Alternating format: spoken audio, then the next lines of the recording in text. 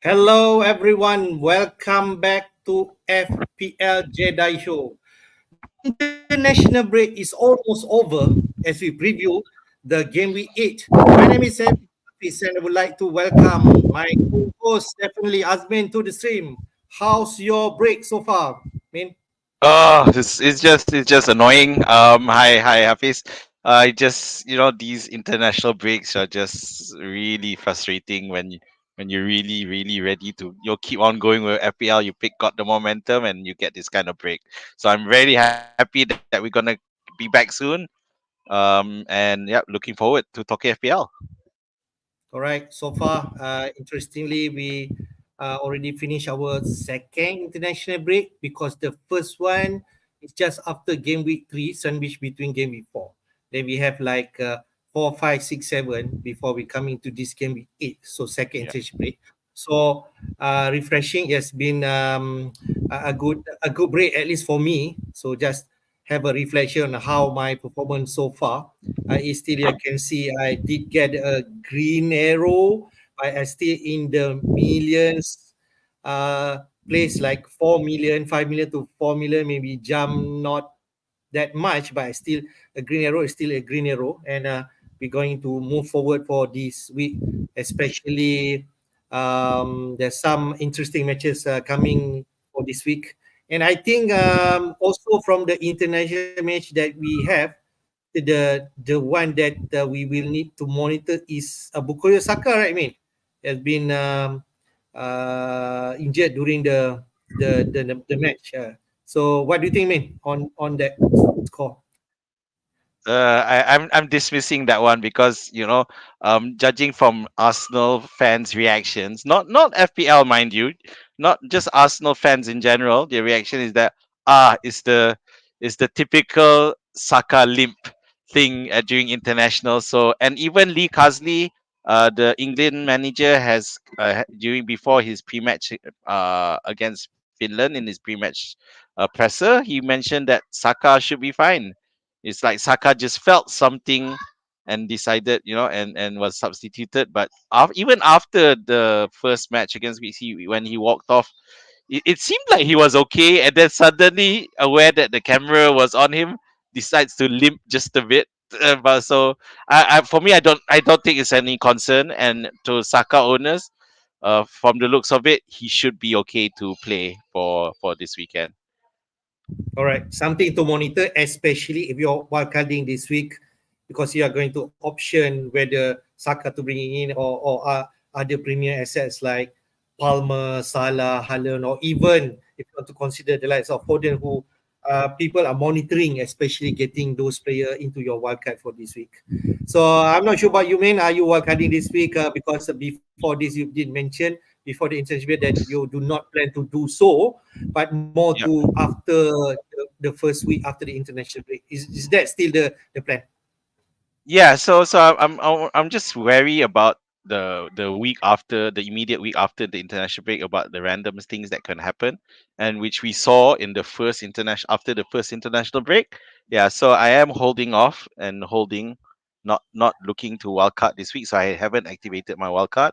I am Okay. looking at game week 9 as a possible option, but it does depend on how game week 8 goes, and because in terms of injuries at the moment, I'm lucky. I don't have any real worries in that sense. So I do have a fully functional squad at the moment. So yeah, let's Right. see. Let's see how it. Okay, great stuff. Just to let everyone know, Afos supposedly planned to join our stream, but I'm not sure whether he's awake for this stream. Later, if let's say he's joined, we're definitely going to let him in. But for now, just to share what we're going to discuss for tonight, definitely we take a quick look on how we did in game week 7, and then we take a stock in terms of team of the season so far after that game week 7, so we can just see whether we did review after the first international break the team season at that juncture, but is there any major changes in terms of the team performing so far? We shall see on that. The fixtures outlook, as normal, we have a look again on the uh, uh, bird view in terms of all the fixture coming up. Then we're also going to talk a bit in terms of template for game week 8 wildcard. If you're looking at wildcarding this week, perhaps the players that involved slightly change when comparing game week 6 wildcard team that which I did a few weeks back.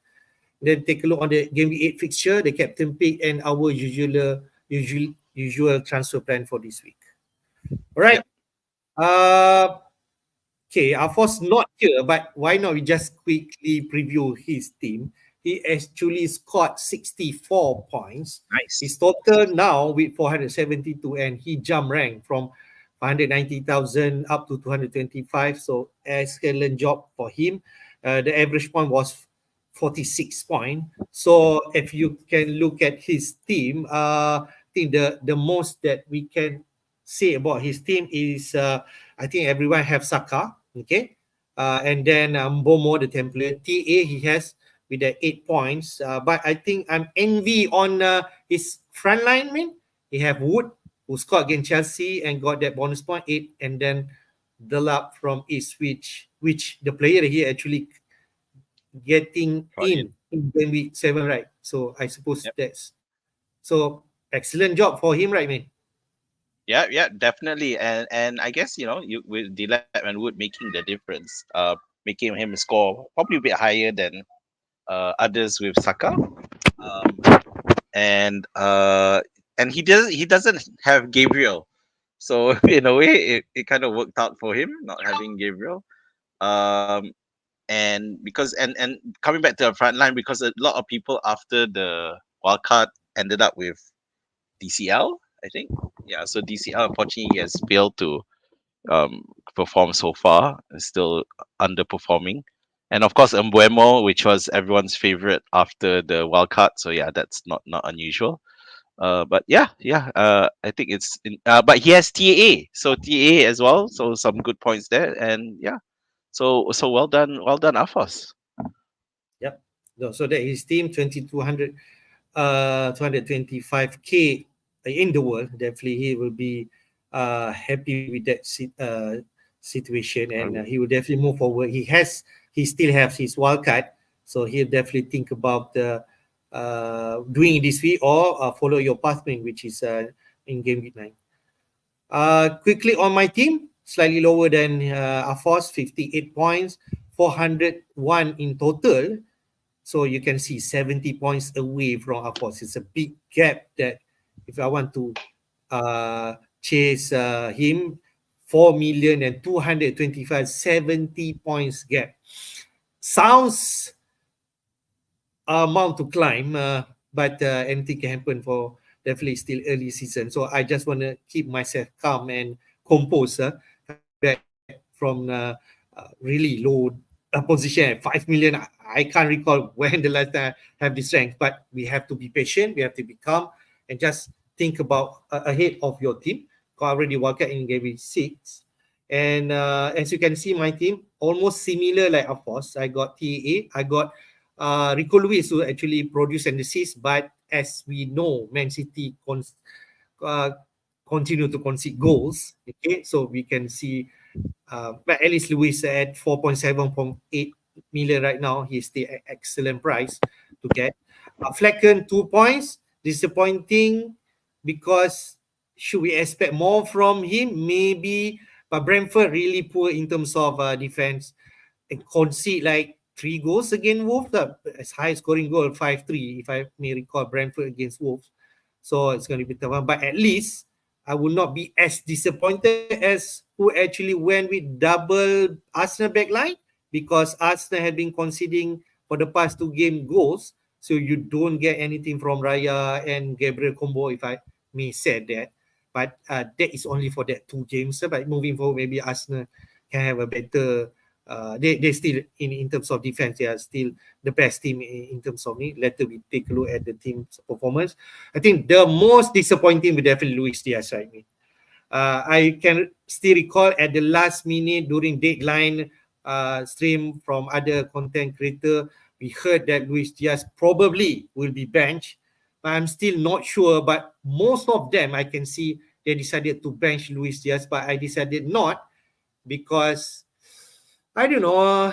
Sometimes we've been tricked with fake news, right? But who knows if they say Luis Diaz and people decided to bench and he scored against Crystal Palace, if I'm right. But in the end, Liverpool only wins 1 year against Palace and Jota again on the score sheet. So at least it's only 1 point if I decided to play DCL over Diaz, but still 1 point is still a 1 point over, right? So other than that, nothing much. Semenyo failed to score against Leicester. Leicester won their first win One of the zero. season, if I'm right. Yep, 1-0. Rogers, Nice. yep, Villa drew again. Manchester United is only 3 points. Saka is the main player who got that 16, but I think Havertz is another one. He actually got that goal, and then against Southampton, and then 2 bonus point. Haaland failed to return back to back right now, but is Haaland, we should be confident that his all will come. But to other manager who decided not to have Haaland for the past 2 weeks, then they really cherish this moment, right? So that's my team. Yeah. Yeah, I guess Havertz was, one of the better forwards to get, for the at wildcard 6 for Arsenal, so when you're looking back, it seems that it would have been the best route was two Arsenal attackers and one defense as opposed to double defense, because the likes of Raya, Gabriel, and Saliba failed to get any FPL points significant. The thing that is um, the fact that Haaland blanked again, but because a lot of people still captained him instead of Saka, so those who did captain Saka would have got a huge boost. I just want to touch on the Luis Diaz issue. I do feel that it will continue be a risk moving forward. Of course, you have the fixtures to worry about now, but the problem is that Liverpool's Salah aside, and even now Salah has a bit of risk in terms of getting subbed out early. Because you got Diaz, you got Gakpo, you got Chiesa, Nunez. you got Nunez, and also So you do have all these players who can take time, and reduce the time of the existing players. And it's not so easy to figure this out. And let's not forget, with the Champions League, it's a lot more intense this season with the new format. So it is a concern. Yeah, and of course, with us, Liverpool's style of play, which is not like Klopp previously, you won't get a lot of explosive games. You'll have good solid games with high scores, but I don't know if we'll ever see a 5-0, 6-0 type score under Slot. So that's something to think about. And the other one I want to mention is Semenyo, who I think a lot of people who wildcarded in Game Week 6 expected him to return 2 games, so he didn't return this one. So now it becomes the issue of, do you play him or bench him in the next few matches? Yep. As we can know, both will have tough fixtures coming up, at least for the next 2 or 3 games. Later we touch on that, but we shall see how our transfer plan will be. Let's go to your team, Min. 32 points, slightly lower than the average point. So it little bit diminution of your rank from 300 to 932. Still inside the 1 million, which you should be fine. But how about your team, Min? Can you just talk a bit?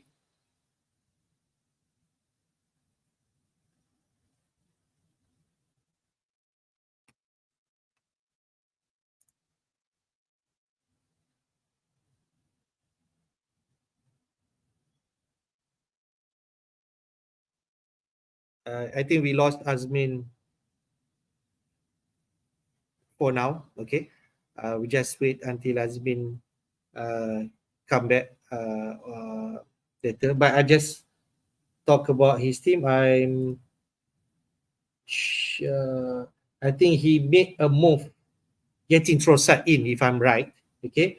So as you can see, the bad thing in terms of the fixture from last week was Trossard did not start the game. Okay, if I'm right, so that's why he came in and just only got 1 point. The rest should be fine in terms of TA. Husband did had TA, and then Henderson with 3 points. Davis, Ipswich concede goals, and then he only did not return.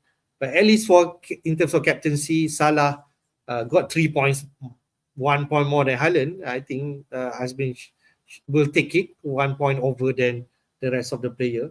Then Rogers, McNeil, but the rest really did not return.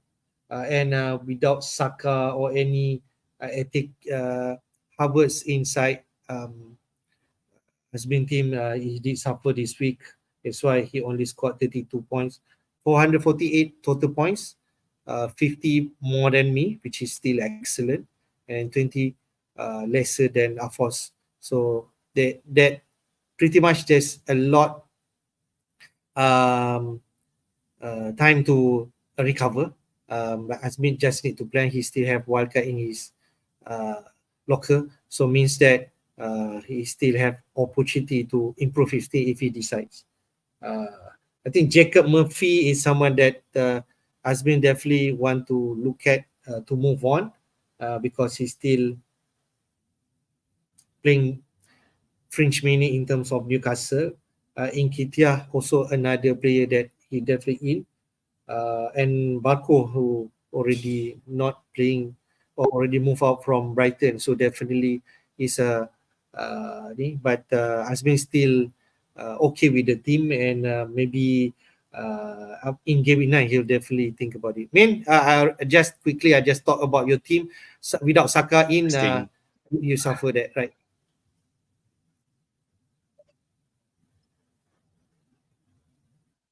Can you hear me? Min, can you hear me? Yes, I can hear you. Can you hear me? Yes, definitely. So Okay. So, we did mention your transfer Trossard. I think that's the one that who thought he's going to be bench, right?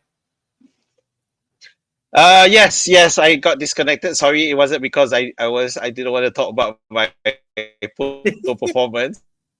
But yeah. So I did do two transfers.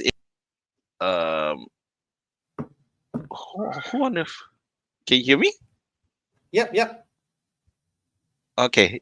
So yeah, it was Pedro to Davis and Ah. um who on earth did I sell? Who did I sell? Oh my god, I don't remember. Is it Smith Rowe? I was zoned out. Smith Rowe. Yes, sir. I sold Smith Rowe to Trossard. Yes, and the whole point of about not having Saka. Pardon? Sorry, Man, what was that? continue. Yeah. Sorry. Okay, so yeah, so on hindsight, I should have just bought Saka, and if I was that worried about it, I should have just gone and buy Saka instead of trying to find cover because we all know at the end of the day, trying to get cover Pedro Porro and to pick up Davis and Trossard, and it's so far it's probably the worst transfer I've done so far because that the two transfers netting me 1 point is just hilarious. Yeah. But TA helped cover um just a bit, but unfortunately my duo of Aston Villa, Rogers and Watkins didn't do much against Manchester United, which I felt was just a conspiracy to keep Eric Ten Hag in his current job for Manchester United. Because if Aston Villa had trashed Manchester United, then Eric Ten Hag would be out of a job. So I still think that's some conspiracy on that part. Fortunately, again, so it was poor all round. Salah who scored 1 point more than Haaland, Alan, mini yes. victory. I But did in mention the about end, that. when Definitely you you'll look take at it that, there. it's just a ridiculous score, and I'm off for the week, so rather not. But to be when I came into this week, I was really just I told myself if I got a small red uh If I got a small red arrow, I'll be very happy because I know I was up against the wall. So it was bad, but at the end of the day, it was not as bad as if the majority had captain Saka. So Yeah, so I'm looking at that. I'm still within 1 million, so I just need to do some recovery from now on. right. Man, let's take a look at team of the season so far. As you can see here, six clubs represent the team. Four from Liverpool players, two from Arsenal, two from Chelsea, one from Man City, one from Manchester United, and one from Brentford. If I may recall, uh, in game week at the first international break, I think around 6 or 7 players from Liverpool was in the team, but they still represent Yep. uh, the majority The players main. inside the team of the season. Yeah.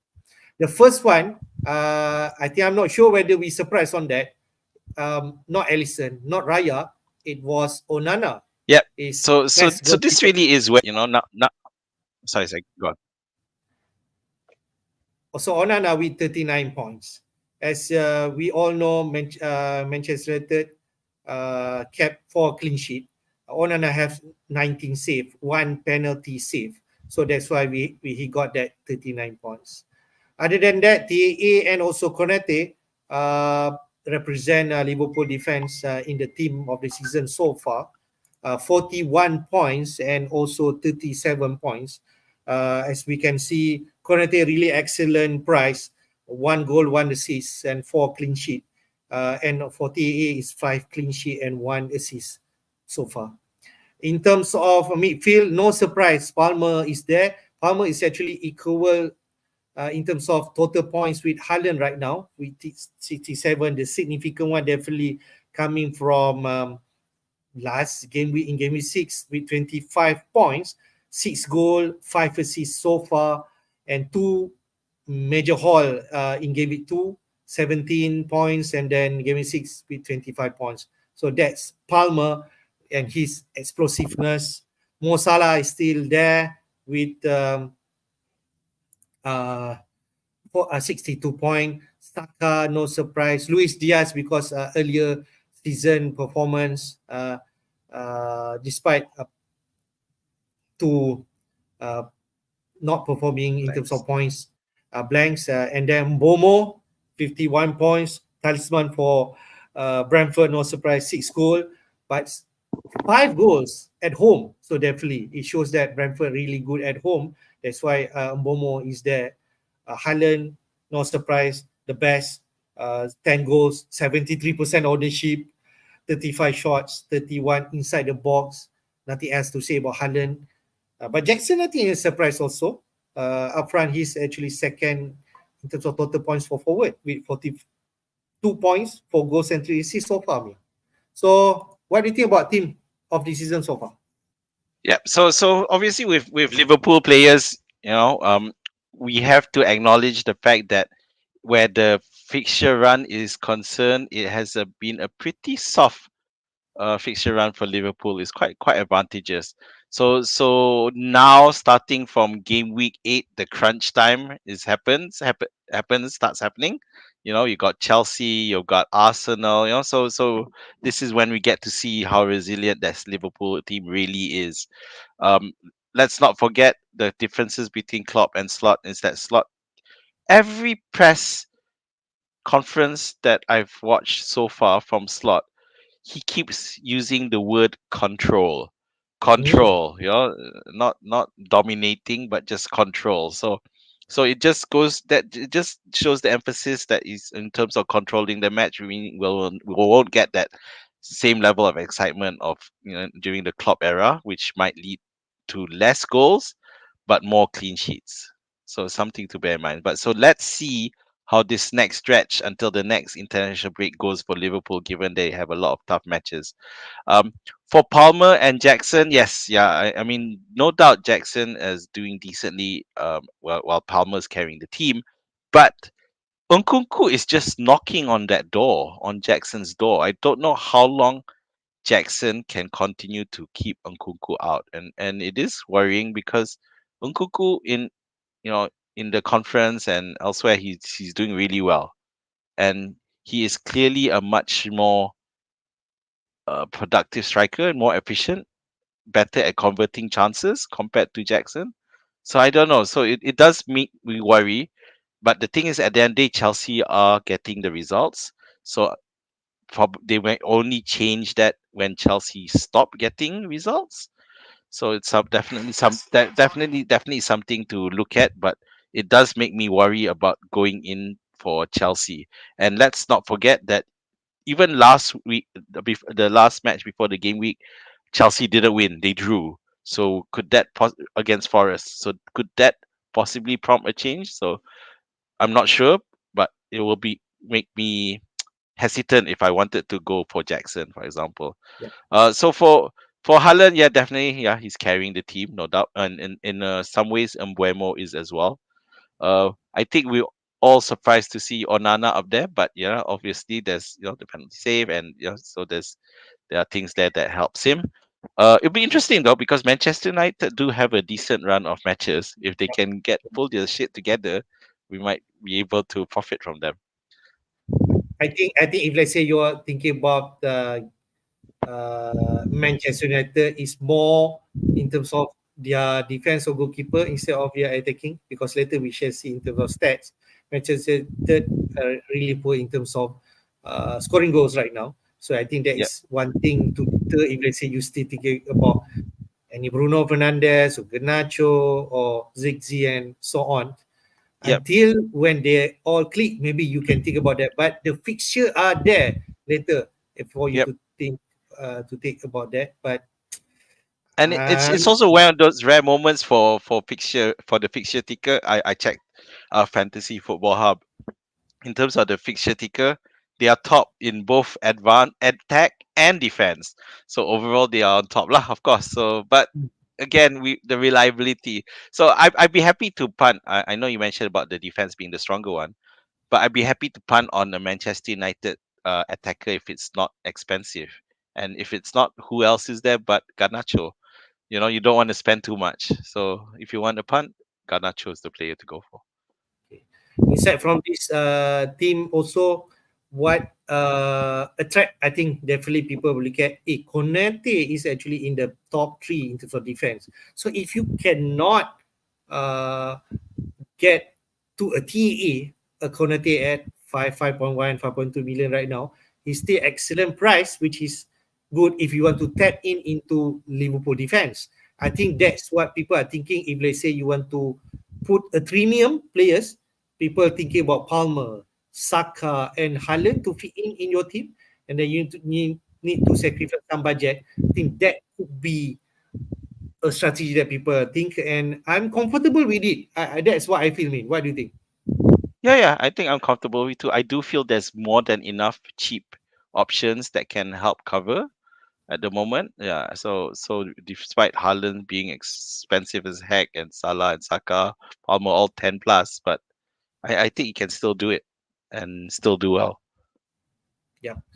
So here I can see start evolving teams that you want. I think before this, I'm skeptical whether Palmer can be the one that we should bring in, but already now shown that he can be explosive on his day, and maybe he's a fixture proof, but I'm not sure because for Chelsea later we take a look about fixture. Chelsea have going to have a tough run starting this week playing with Liverpool. But will that deter managers to do it?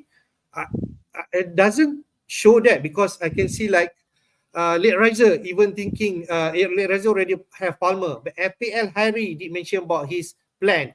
He's going to take in getting in Palmer this week if everything goes well, no injury, that the move that he makes. But I'm still uncertain whether we should do that. But the season manager believe Palmer is the one that people need to get in second after Haaland supposedly, maybe.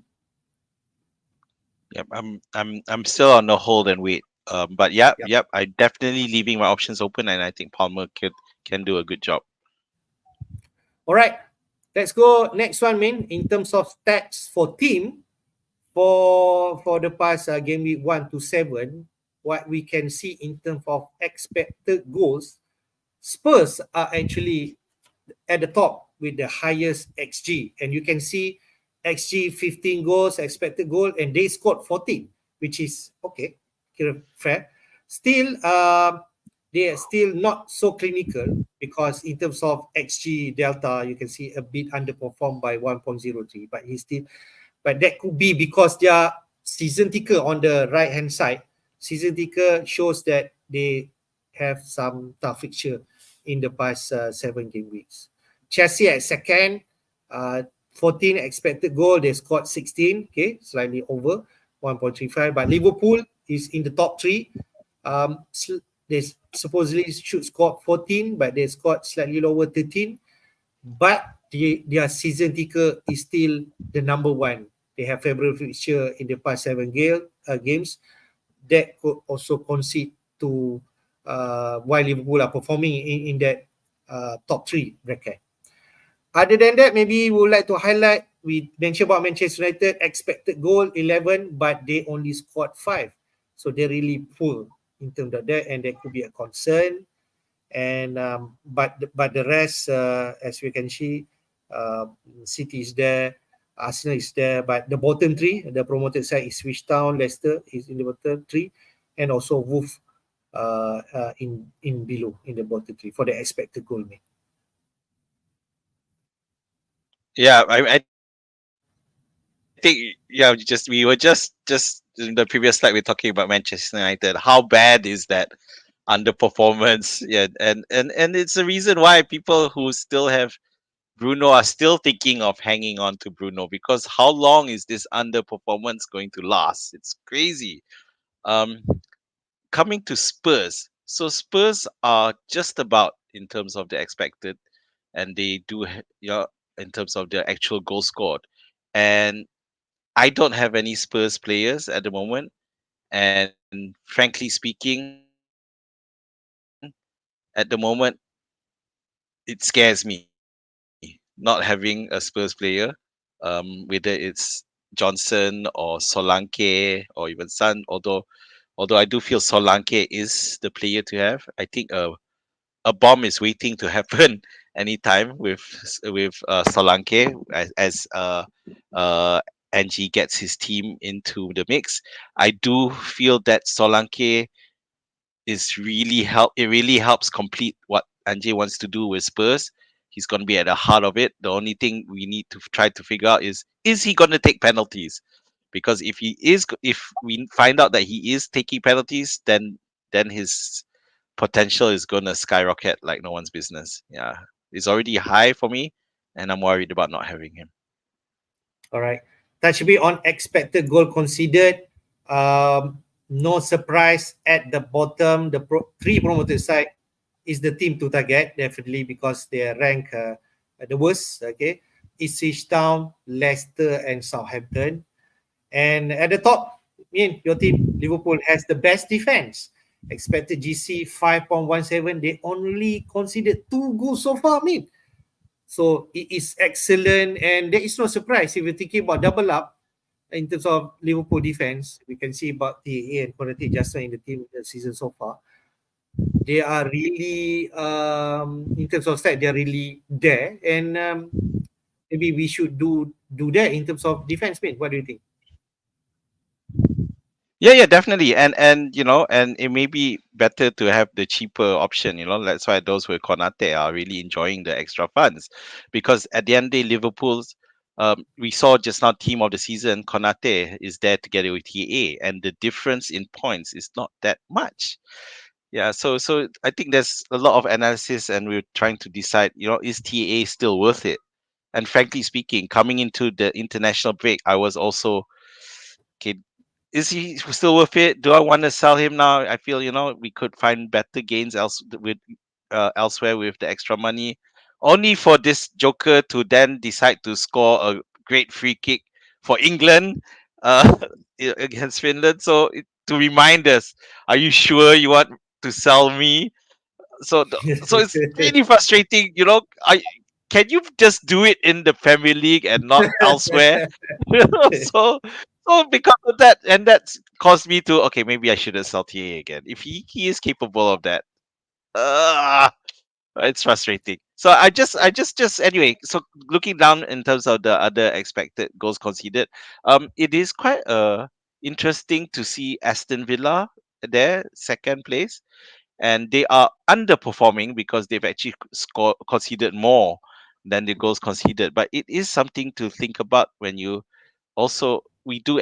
I would expect Aston Villa to the way they set up. They will always concede though, so that's the problem. So I don't see bringing up a Aston Villa defender or goalkeeper is the way to go. Yeah, but and they also have Champions League commitments on the horizon. So so with bearing Europe in mind, if you see the top seven there, all are involved in Europe except for Forest. Yep. Uh, So I'm if about to touch about Forest, man. I think in terms of stats, they are up there in the best defense, right? In the top five, I can see that. So there is a yeah, merit if you want to pick any Forest defense or goalkeeper, right? Mate? yeah, definitely, and I definitely want to look at that a bit more and see whether I have transfers to maybe take the Forest keeper. Um, there was a although there was a injury concern, I haven't checked Okay, whether all or right. not it's on sales. So, but other than that, yeah, Forest definitely we can bear looking at. Need to dig a bit more closer. Okay. Let's go to players' performance for the past seven. Expected goal involvement, who's on the top? No surprises. Early Haaland. Expected XGI 6.88. He already scored like 10 goals so far. Cole Palmer, second. Um, not what else I'm going to say about Cole Palmer. He can be explosive on his day. Mo Salah is still in the top three. Jackson Yeah. in fourth, and then Saka. Although in terms of maybe Jackson overperformed, but he's still up there in this. And this is the top 10 players in terms of XGI. Spurs are up there also. Madison, if you're interested, another player that maybe seldom mentioned from managers, but Madison is also good value if you want to take from midfield. Bomo there, Havertz, Anthony Gordon, and Solanke. You can see there in terms of two Spurs players inside the top 10. Best finisher other than Haaland is Mbomo, and then Leon Delap is switched down at third place. So maybe there is merit when mentioned about his switch striker. Really kind price at 5.5 million. Really excited in terms of you getting in. Ipswich still have decent run after this. You can see later in terms of picture. But worst finisher, definitely Bruno Fernandes. If you still have him and this stats already back, it's definitely time to move him on. Yeah, yeah, there goes that Fernandez again. Because it makes you wonder.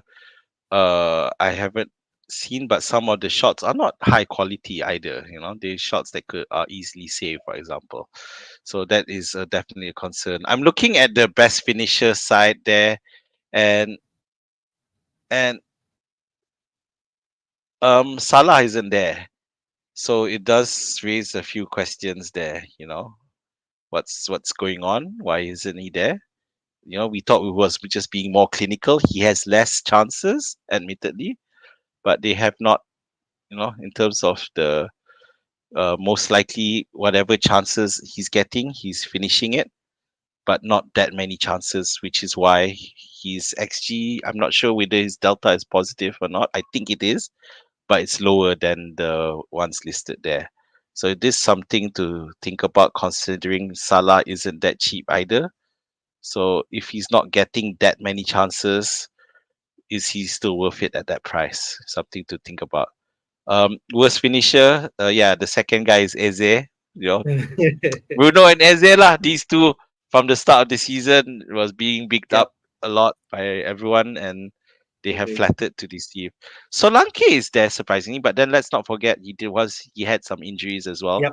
Yep. So and I think while NJ is getting the figuring out the best way to implement it, which I think it has, and I think it'll do well. I just want to quickly mention Traore there, which is to no one's surprise. But he has done well for Fulham, and I think he has Yeah, become an asset to the team despite his ridiculous finishing. So if he can concentrate on getting assists, I think that's good enough for them. yeah, yeah. Yeah, He's also priced at 5 million plus, same bracket like Morgan Rogers, right? So you should yeah, not complain and getting more because it's really cheap and you can be enabler in your team. Would like to welcome everyone. Rakan FPL, Astra Star, ask a question later. We touch on that. Budak FPL, they mentioned about just now, man. He is actually own Konsa, and please, he did mention don't choose defender from Villa. he did score a goal, right? Yeah, yeah, One. yeah, Yeah, yeah.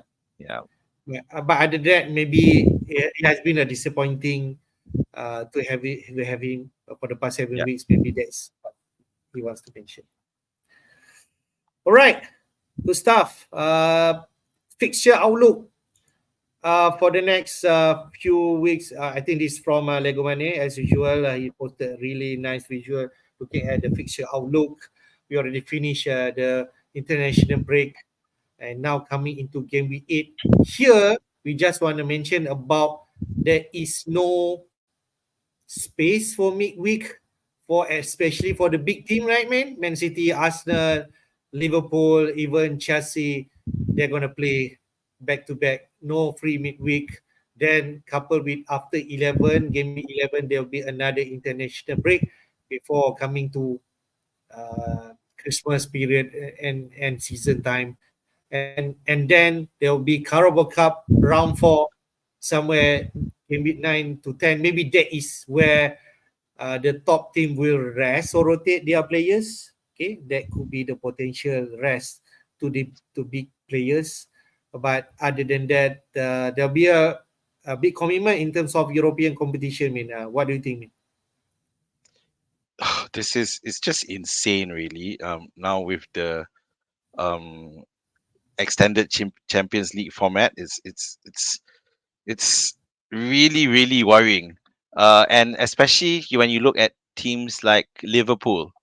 Okay, those are really tough matches already in the league. You got Chelsea, Arsenal, the random Brighton and Aston Villa there, and in the middle you got LE. Okay, LEI, that's not Leicester, that's RB Leipzig. Yeah, so that's Oh, okay, not, okay. not, that's not, yeah, but it's still the LEI. Then you have Brighton. So they actually dub back to back Brighton. Yeah, this is in the EFL, and Yeah. then that's Bayer Leverkusen, is it? Yeah, yeah, Hmm. Bayer Leverkusen as well. Yeah, so those are not easy matches, and of course the RB Leipzig, they're playing away as well. Yeah, so it's really hard to see that and not wonder whether you should, you know, reduce your reliance on Liverpool. Um, and it goes the same for every team as well. So even you got Can the we touch a people with bit in triple up terms with. of maybe we touch a bit in terms of Liverpool fixture just now after seeing Mm, this with potentially rotation risk, right? So this just yeah, made me worry in terms of having Diaz or Jota, the rest of the right. yeah, definitely. So even for myself, and I have TAA and Salah, who in theory are fixture proof or should play every match, but their minutes are still being managed now under slot. Salah doesn't the Salah no longer has a 90 plus minute guarantee for all matches. It's a startling reality. And to be fair, Salah isn't getting any younger. To be fair, but he's still quite lethal. But he has less opportunities now with reduced minutes. So this is where during this whole stretch we start to look a bit more in terms of the smaller sides. The the the champions of Brentford will be Umbuemo, for example. Then you have Forest would be Chris Wood. The players that these teams will depend on. For Wolves, it'd be Cunha. Yeah, for Fulham, it might now be Raul Jimenez from the looks of it. Bournemouth would have his Semenyo, because all these are cheap and they will only play one match a week. Yeah, and even West Ham, you got oh my, Bowen, Hmm. he's going to have a decent run against Spurs, against Manchester United. You'd expect these teams will probably concede. Nottingham Forest will be the tough one, which is quite amusing. You got Spurs, Manchester United expected to concede against Nottingham. That might not be the case. So yeah. So the trend should be, in my opinion, because I'm looking at that, is to reduce the reliance on those teams up there and focus more on the bottom. The only exception that you could possibly make for it is Chelsea, because Chelsea have effectively two separate squads playing in the matches. So maybe Chelsea have less of a risk. Having said that, the Premier League fixtures for Chelsea are quite Big. shocking. Yeah. Liverpool, Newcastle, Yeah. yeah, Yeah. maybe Manchester United is relaxed, and Arsenal. So you need to So find yeah, that balance. I think seeing that fixture mean if you want to getting in Liverpool, Palmer in, it's not a nice entry point, I can say, against Liverpool playing away some more. Unless Yep. you believe Palmer can deliver at any time. Then at home to Newcastle, maybe if you want Palmer, maybe that game because Newcastle is not as tough, but the players are coming back. And then Manchester United, okay, and then Arsenal. I think the best time, if I may say, is actually game week 12 after the international break because that fixture maybe later better. Yep. Leicester, Villa, so-called Southampton and Spurs. But could manager believe that Palmer might not return big in these four games, so-called tough fixture? I'm Yeah. certainly not So sure so because Palmer can deliver at any time. yeah. So the question now is that, because firstly for Liverpool, you know, they've only, just now we saw they've only conceded 2 goals, but does that really reflect the team? Because they haven't really had really tough matches so far. Fair. Yeah, so that's one question. Then you have but at the same time, uh, their next match, Chelsea's next match, Palmer's next match is after that is Newcastle, and Newcastle have shown that Eddie Howe is willing to adjust his strategy to nullify people. He Mm. nullified Erling Haaland like no one's business, and he was able to do that very very effectively. So you would think that he would have a similar strategy to lock down the most important player of the opposition. In this case, it'll be Palmer. So which is why you worry about it and think, is it going to be productive? Because for me, when I look at those 4 matchups, I feel the only time he might be productive is against Manchester United, who are still all over the place. Yeah. So after that, it it, Yeah. it becomes a crapshoot. Yeah. So touch base others. Man City have excellent fixture at least for the Premier League, but they really have no free midweek because they're going to play Champions League and Carabao Cup. So maybe Man City could be someone that we getting in, especially on wildcard more than Haaland maybe. But for Arsenal, after Bournemouth, their fixture also turning because in game week 6 maybe people triple up, but after that, especially in game week 9 playing Liverpool, then Newcastle, then Chelsea, maybe you won't And triple then up if you have wildcard, then right, mate? and Forest as well, after the next international break. So all tough matches for Arsenal. Yeah. So this is reason that, for me, the possibility of wildcarding in game week 9 is there. Yeah, but at the same time, it will be more useful for those who have a, like triple Arsenal. I only have two, so I could technically speaking wildcard it. Yeah, but it's really tough. Yeah. Uh, and I know, because and then just now we were talking about how I was worried about Spurs exploding, but then they are also involved in Europe. Yeah, and at the same time, the EFL Cup match is against City, so you would Uh, still expect them to put out a strong squad for that one, because it's a reputation at stake there. So but at least on paper, Spurs having a better matchup because West Ham, Palace, Villa, and Ipswich. Maybe that's where you can think about if you're wildcarding, could these players Spurs we will have more Spurs player than Arsenal or even Liverpool to an extent. That's what I believe. Yeah. All right, Min, maybe we'll take a look. What is the template for Game Week 8? Because this I took from Fantasy Football Scout and on the plan FPL mentioned. Mm. So for us, our discussion, because you're definitely going to think about wildcard soon. But if let's say you're wildcarding this week, these are the team that people are looking at. Onana in goal, no surprise because team of the season did feature Onana as the best keeper so far at 5 million, maybe better value than David Raya. I think he could be nice. And Manchester United feature also favorable. Okay. And then you go cheap in defense, no TAA, only one Arsenal defense. No double because Arsenal fixture are coming after Bournemouth going to be tough. Mykolenko and Luis really cheap, and then Palmer, Saka, Mbomo, Johnson representative in midfield, nice price 6.5 million if I'm right, and Rogers, and then Haaland and Wood. Forest fixture also not bad. Chris Wood is performing. We did touch about Chris Wood squad against Malaysia, man. So Yep. he's going to continue. So maybe his scoring run will continue. So what do you think, me, in terms of this template? Do you like it? I don't. Not really. I see a lot of issues with this. Firstly, Mykolenko. Okay, let's start from the start. You got Onana and Bradford, of course, based on his current performances. But you also have Mbeumo.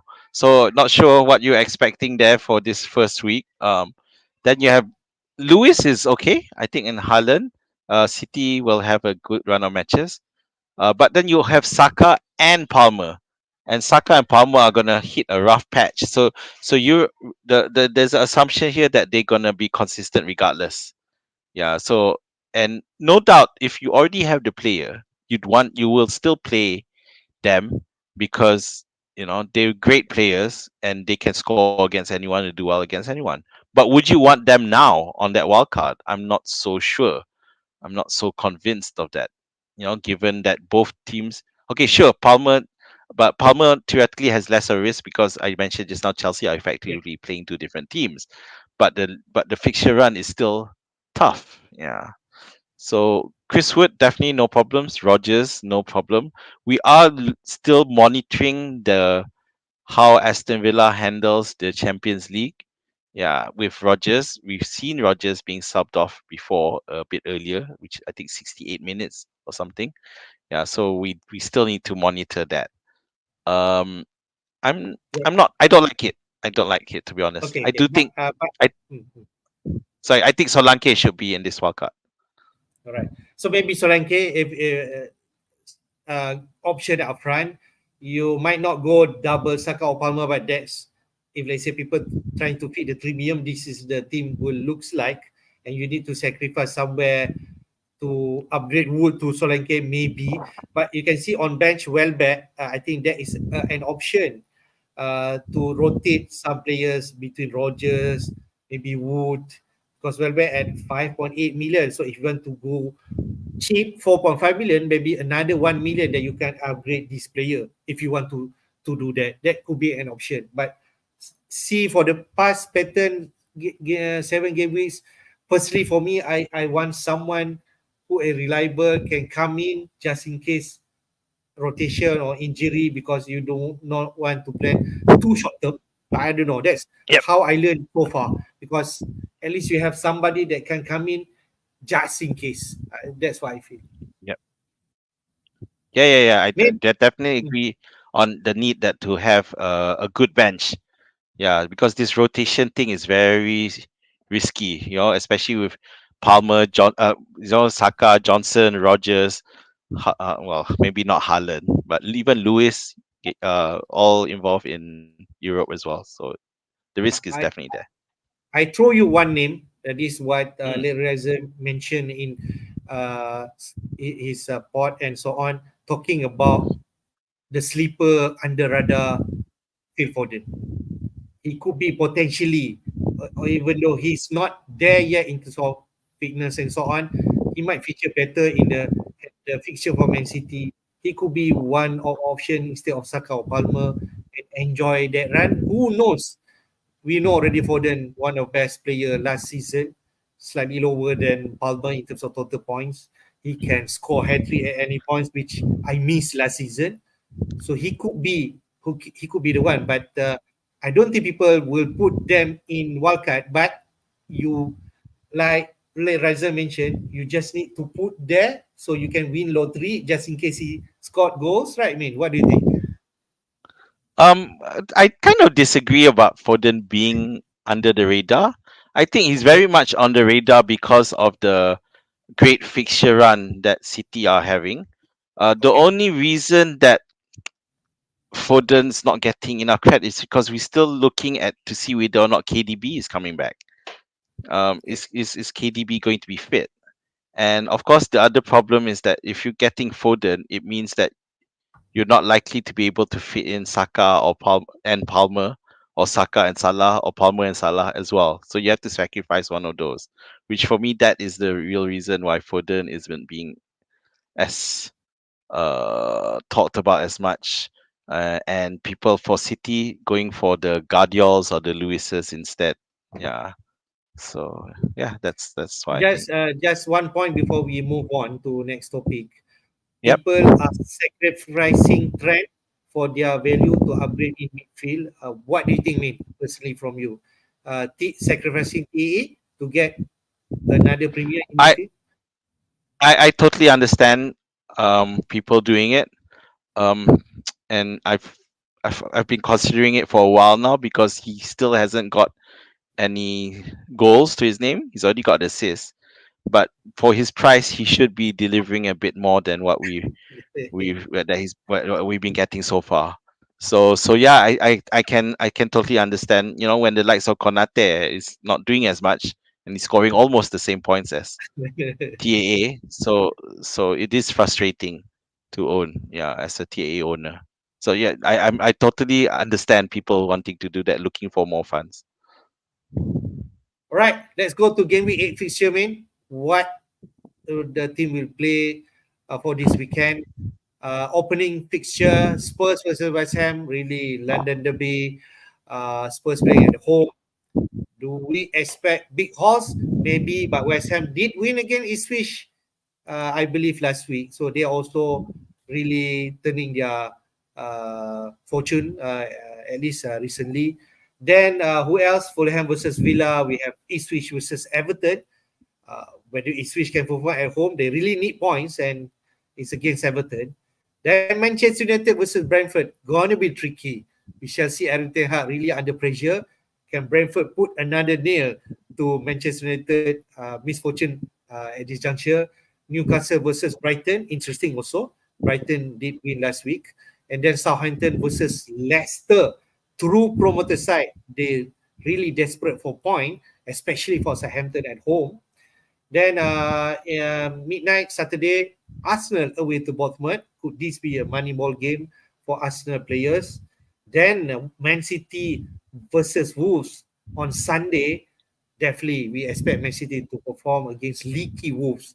5 goals conceded against Brentford, if I'm right. Then the big one, Liverpool versus Chelsea, man. Both of our teams are playing each other. We do definitely expect a big contest between the two teams.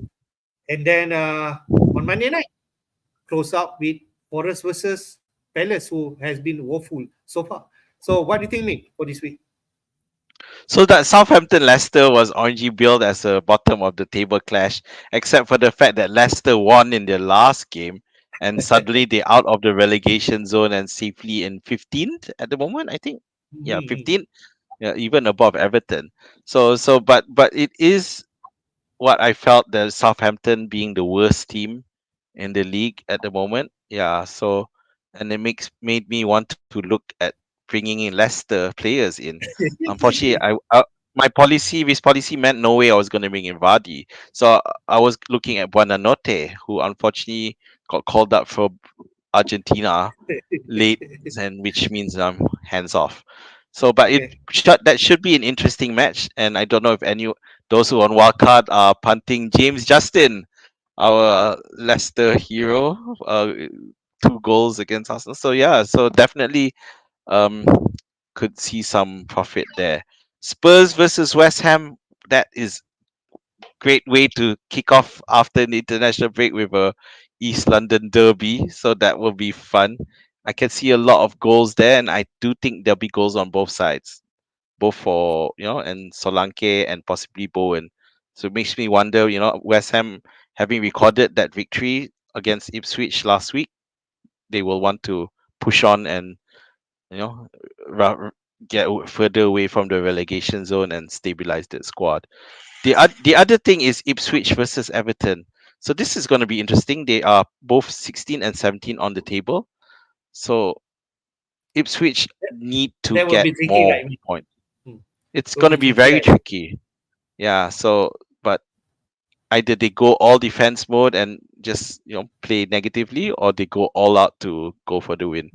I'm thinking they are going to be defensive, both teams, which is not great for me because I do have McNeil, and even with Davis, who I think they just don't look like keeping any clean sheet. So I have to rely on the attacking returns. But if both of them are going to be defensive, it's not going to have a lot for me. I just want to Of mention course, if you have Delap, right, and you're thinking whether in your workout to get Delap, I think is a nice entry point. yeah. Ipswich have a decent run of fixtures, so you it's just whether or not you trust Ipswich to get the job done. And at the moment, it's not looking great, but in the defense. But hey, for the attack, go ahead and lap all the way. All right, so we can summarize. I think the money ball game. If you want to see Man City Wolves, maybe Arsenal versus Bournemouth, Forest versus Palace could be also an interesting match.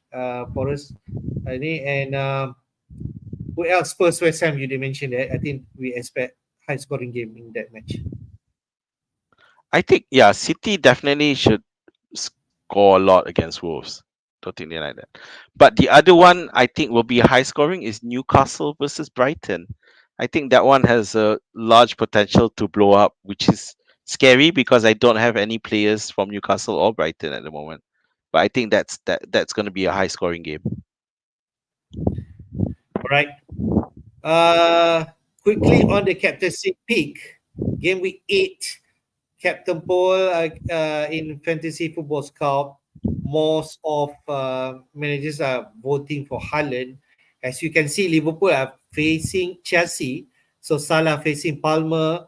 On paper, doesn't look good in terms of captaincy. So, what else option do you have? So, other than Haaland, 65% voting for him. Saka at second place, away to Bournemouth, but the rest is really low in terms of picking as captaincy choice. Saka at 6, Johnson at 3%, even Salah. Yeah, Salah and Palmer, we already mentioned they're playing each other. So really clear cut in terms of Haaland pick for this week, man. It's hard to ignore it. Okay, I thought Wolves were getting better defensively, and then they ended up conceding what five goals against Brentford Yep, last yep, week. yep, yep, yep, Yeah. yep. So although they did score goals, yeah. So even at home, I can't see them being able to stop Manchester City. And Haaland has blanked 2 weeks in a row now. I think he'll be looking for some payback. I think gonna be frustrated and wants to get more. So hard to look past him for the captaincy, considering Liverpool play Chelsea and even Arsenal against Bournemouth at home. He'll score, but Saka, I don't think he score as much. So for me, I agree with this one. Haaland, hands down.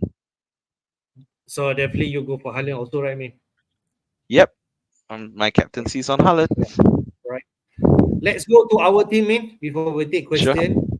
Yep. My team first. I have two free transfer and 0.7 million in the bank. And for now, my team is Flecken in goal, Gabriel, TN, and Rico Luis. I will play all of them.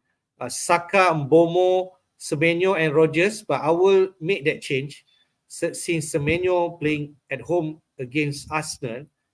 I think Luis Diaz, if confirmed to play, I think I will play Luis Diaz over Semenyo just because the fact is Chelsea not gonna be with two players because of suspension. Cucurella and also Fofana. So this has been vital for Chelsea, and their replacement could be in the form of Tosin and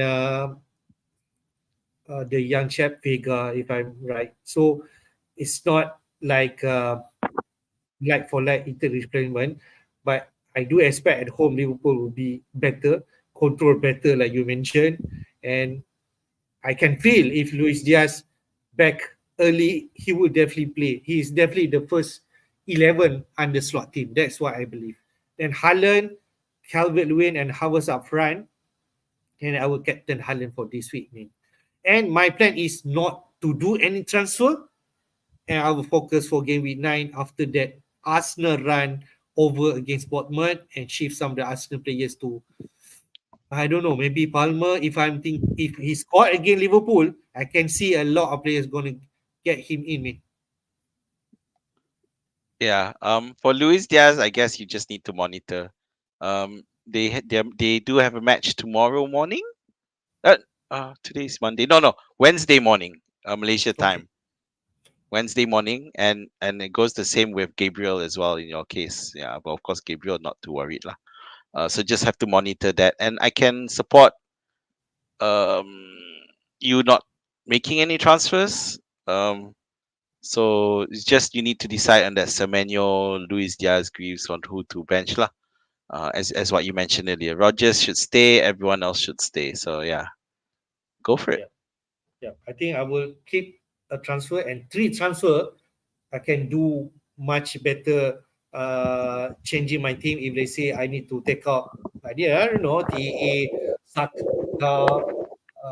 even Harvards and change my team structure a bit in terms of price point and get the players that I want. Who knows? Later, Foden coming into play, and then maybe I can take him in, and we shall see after that. Especially after international break, anything can happen, right? Yep, anything can Okay, happen. yeah. Let's go to your team, man. You have one free transfer and 0.1 million in the bank, if I'm right. Yep, that's pretty much it. So Henderson continuing to be there. So at least I do have one player playing in the last. I actually have two on the last game, and Ketia, who are the underperformer. Then you have TA, Davis, and Gabriel. So I transferred in Davis last week, 2 weeks ago, and now and he blanked with a zero. But I'm committed already. It's already committed to picking him up. So we just have to continue there. um, Rogers, Salah, McNeil, Trossard. So okay, Trossard, my other transfer. I've got I've got to hope that he gets more game time. You got Martinelli, who's also I think he plays for Brazil as well. Okay. So I have to hope that Trossard, it was Yep. not a mistake of the transfers last week. Uh, the rest are fine. McNeil, of course, will play against Davis, which I'm hoping it won't be a low scoring matchup. But because if it is a high scoring matchup, then Davis has that potential for attacking returns. But if it's a defensive one, Davis might even blank and McNeil blank, which is sucks because I can't see Ipswich keeping a clean sheet. So anyway, on the forward line, so at the moment I put in Watkins, Haaland, of course. Watkins, I fully expect him to continue to do well, even against Fulham.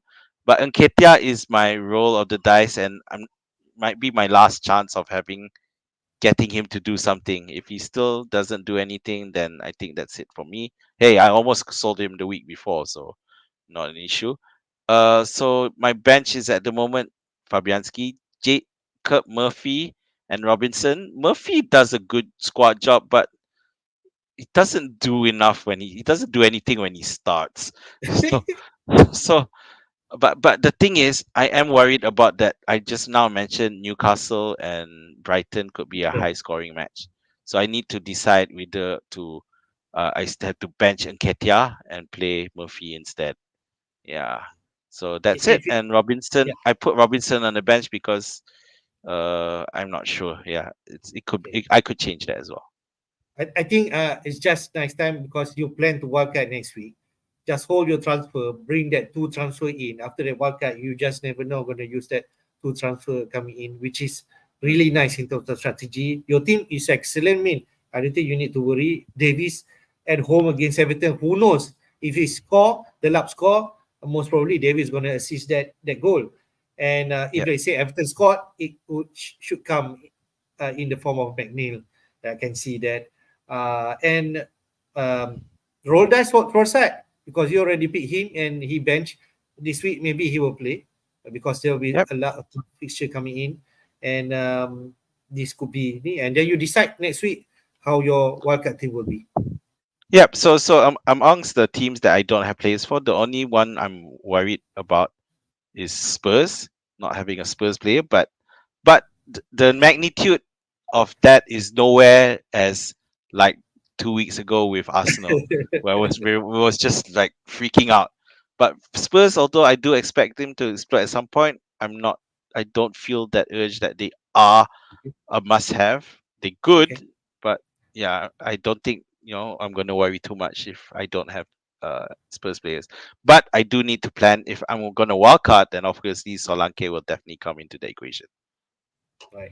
That will be next week's story.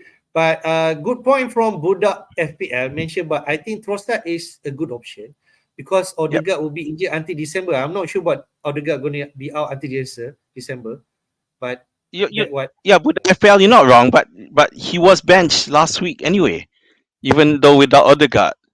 Yeah, Odegaard was Trossard and Martinelli were both benched yeah. last and Jesus played, so the risk is there, but you're right. I think for at least for the next match, not an issue. I do feel confident that he will play.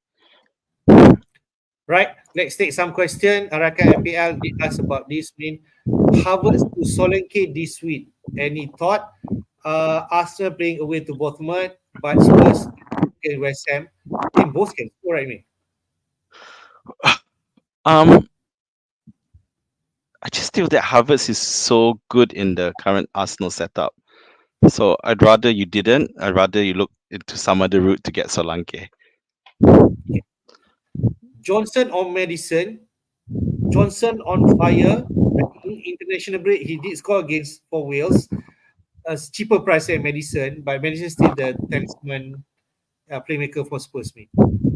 I definitely go for Johnson. I like his runs into the box, and I do feel that he's suffering from that same question that other players have been subject to, which is it's not sustainable. Maybe not, but while he's in form, why not ride on it? So for me, it's Johnson all the way. When you speak about that, I still remember few seasons back on Lingard. When he's on fire, why not, right? Yeah, Yeah. everyone kept saying not sustainable, not sustainable. He just considered to score one goal for his price. It was worth it. I'm not sure about Alisson's situation right now. Kelleher, you want a boy or buy? Oh, I think this could be, but the timing's bad. That's the problem. Yeah, but it would have been great, but no, I would avoid at the moment. Okay.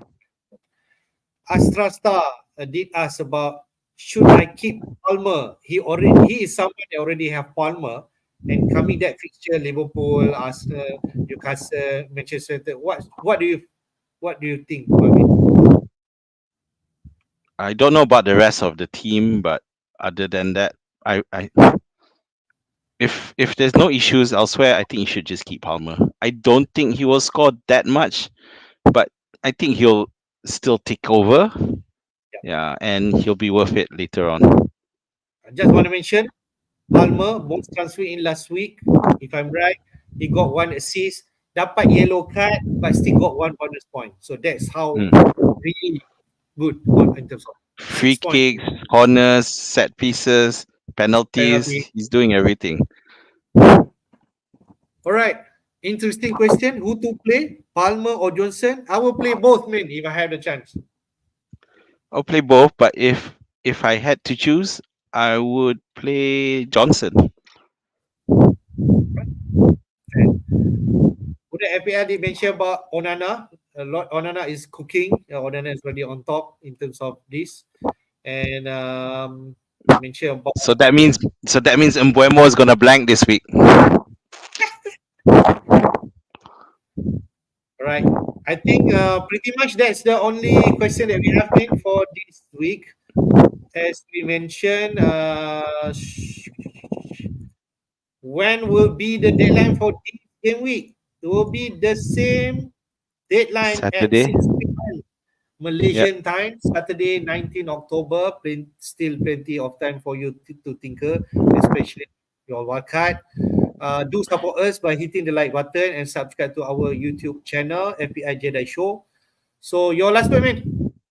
So at the moment, I'm crossing fingers that we'll be able to do a deadline stream. At the moment, my schedule does look clear, but we don't know. Let's see how we go. We haven't had much luck this season with deadline streams. But again, same reminder to everyone. There's still international games to be played, especially on the South America side, and of course the players coming back to the clubs. That we'll see what happens. So just monitor that. Don't make any hasty transfers yet, and all the best. And I'll see you on the other side. All right. Thank you guys for joining. Hope to see you soon. Take care and bye bye.